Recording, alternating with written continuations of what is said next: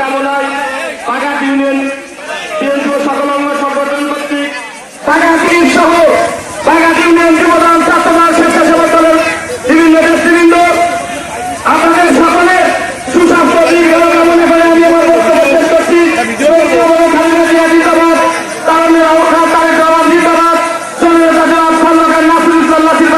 সকলকে ধন্যবাদ।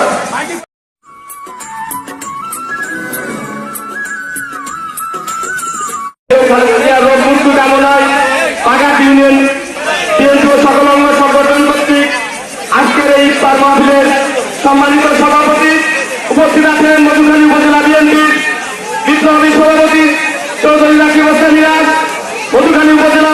পৌর বিএনপির বিপ্লবী সভাপতি শাহাবুদ্দিন আহমেদ সাথে, মধুখালী উপজেলা বিএনপির বিপ্লবী সাংগঠনিক সম্পাদক হায়দার আলী মোল্লা, মধুখালী উপজেলা বিএনপির যুগ্ম